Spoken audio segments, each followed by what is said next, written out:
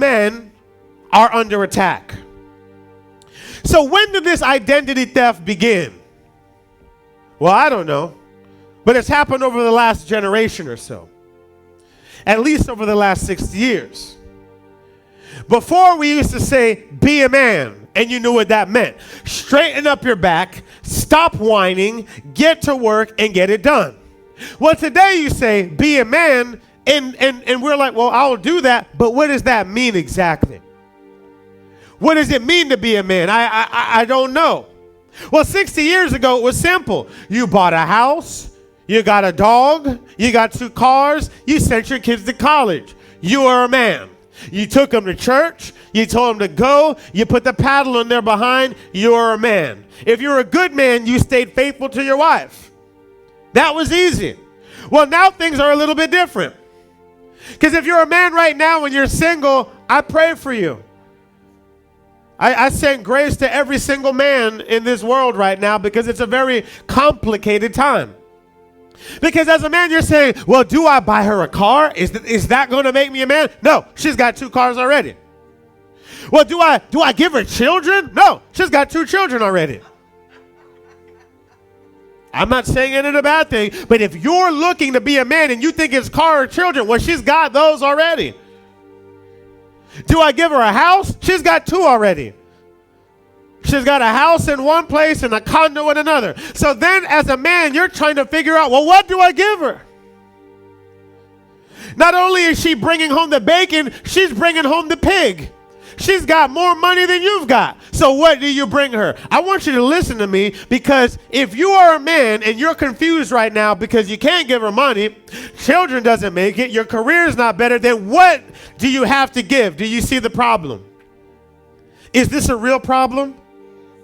Isn't this a problem that we have to fix? It's a problem that we've got to fix. And if you're a husband, if you're a father, and even if you're a wife, this is something that we've got to look at. Amen? All right, good. Character has been broken. 6 areas. 1, in the emotions. In the emotions. Do you know a man's frontal lobe is 38% bigger than a woman's? Meaning that man is created to be able to see, to focus, to be able to be decisive. A woman's ACG is 38% bigger. Meaning she's able to think more thoughts at the same time. So my wife, she could talk on the phone, she can flip some ham, she can rock a baby, she can do all these things at the same time. I cannot do that. I got to flip, let me finish cooking first. I'll get the baby next, because something's going to get messed. I'll end up flipping the baby on the pan and doing something else. I'm just not built for that. But I'm built to make decisions. If you're a man, you can make decisions. If you're a man, you can block out emotions and you can be decisive. Let me tell you, God created you that way. So we've been broken down in the emotions. That's why there are many men that don't know that men are supposed to be decisive, and you ask a man what he wants to eat. Well, I don't know. What do you feel like? I feel like eating. Because right now we have a generation of men that cannot be decisive because they don't know that they're supposed to. They're breaking down. They're crying at the drop of a dime. Look, I cried too, but let it be properly placed. Hypersensitivity. Because men have lost their identity. Number 2, men have been broken down in expectation. There's men all over the world. I got friends that want women to take care of them. They got women taking care of them. That's it. Oh yeah, she'll buy me dinner. She'll buy me this. You're all right with that? I'm not saying it's not okay, but that should not be your life's goal. If you're a man and your life's goal is to find a rich woman, find a local church and that believes in deliverance. Listen, in Genesis 3, it's biblical.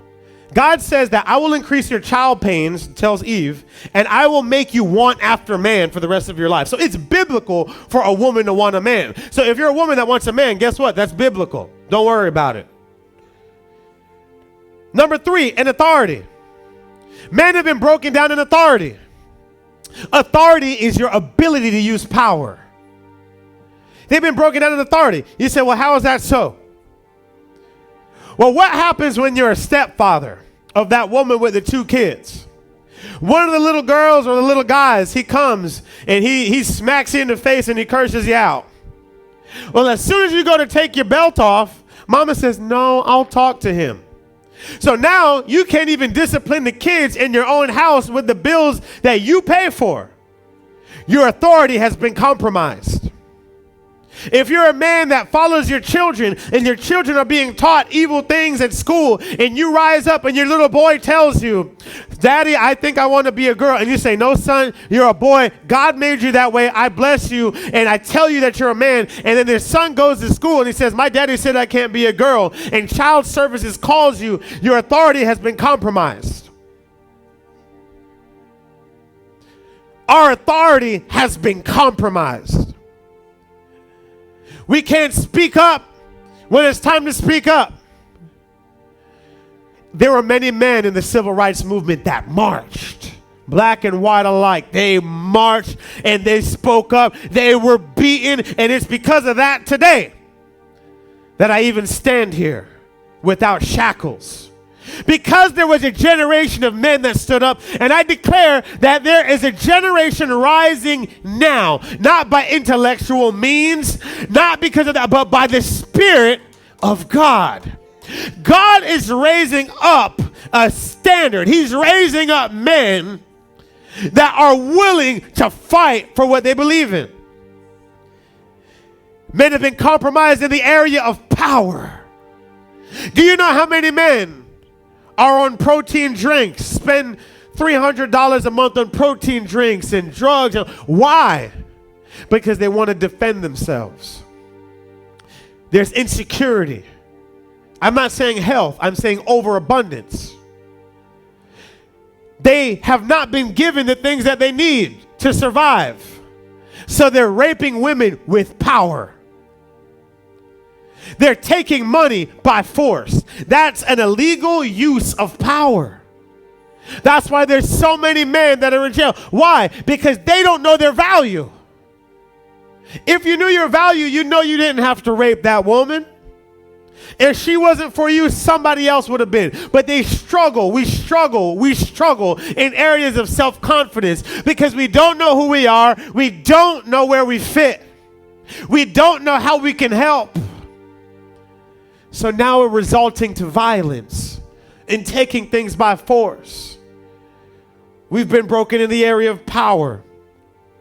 We've been broken down in vision, particularly if you're a man of color.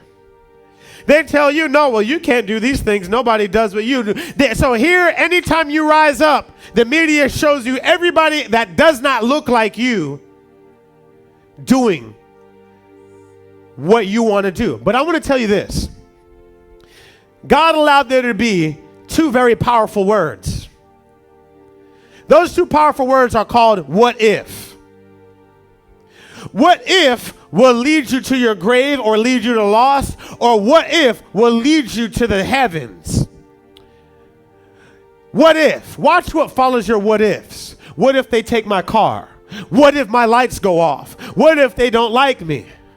But what if you change that around and say, what if I can run that business? What if I can wait a little longer and find that man that God has called for me? What if I can be president? That what if led Barack Obama to the White House. What if I can do it?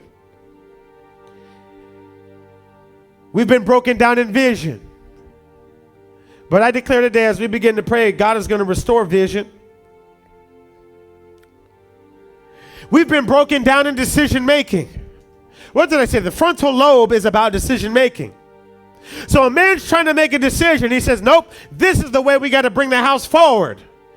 But he's got a controlling wife and in-laws that say, no, we don't like that. We don't want to do it. But you have to hear God and move where God called you to. God does not move off of circumstance. It is the charge of a man to hear God and drive his household that way. Let me tell you something for those that are watching and even for those that are here, because I hear God pulling on me. And I will tell you this. God says in Genesis 2, for this reason shall a man For this reason shall a man leave his mother and father to cleave to his wife. Huh?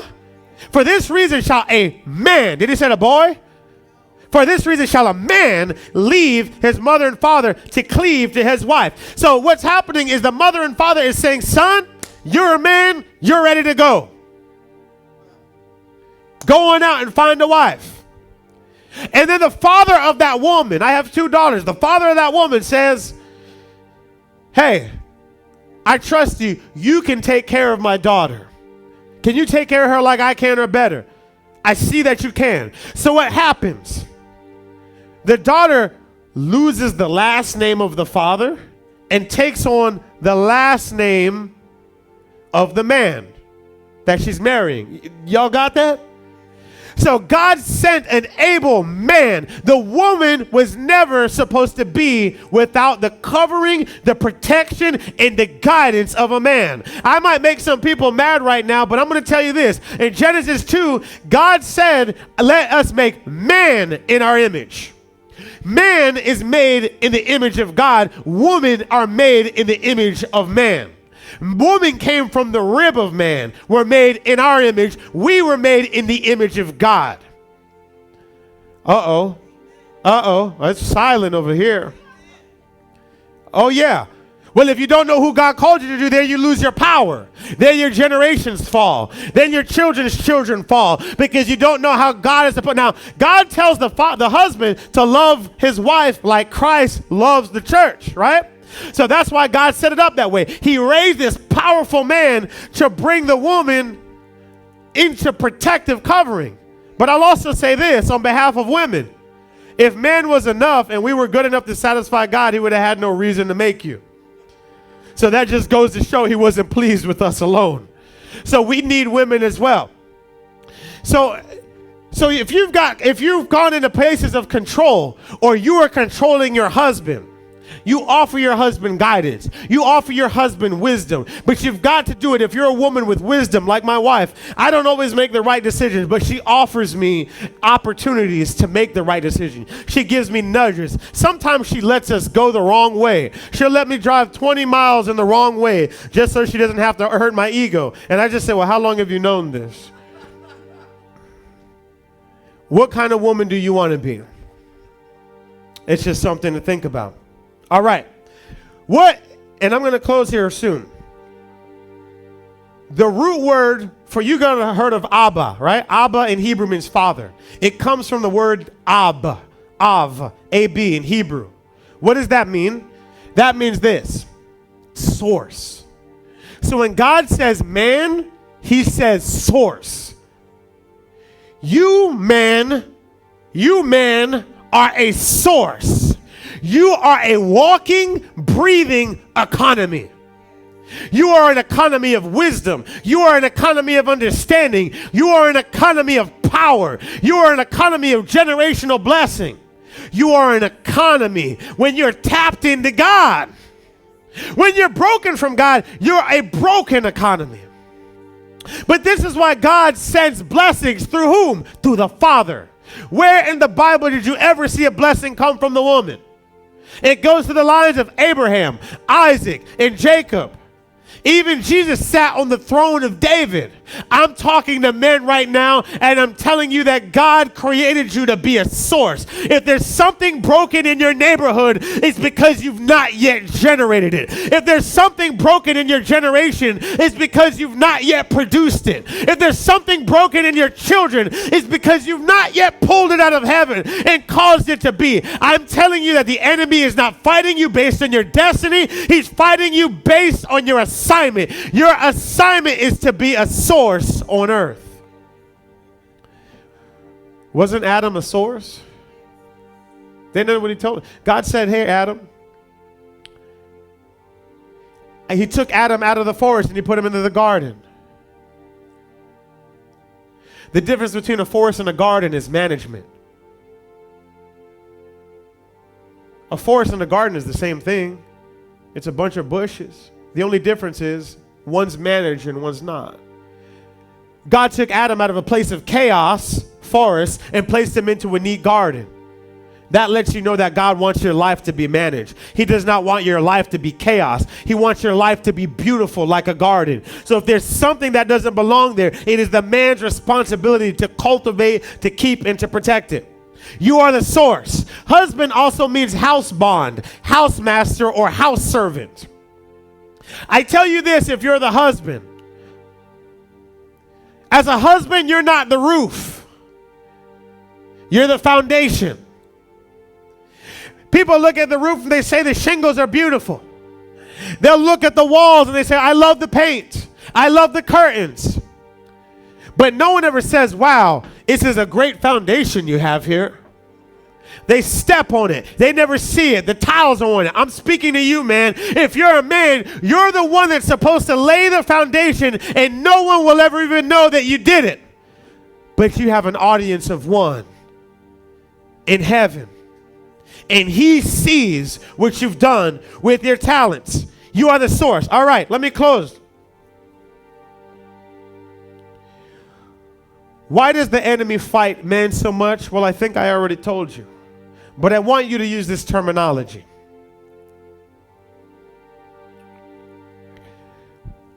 Let's open up Genesis 3:15, please, for those that are there. Genesis 3:15. Man, you are God's strategy. If you're in Trinidad, you're God's strategy. In Nigeria and South America, you are God's strategy. Right here in America, man, I'm telling you that you were God's strategy. You're a walking economy and you are a walking strategy.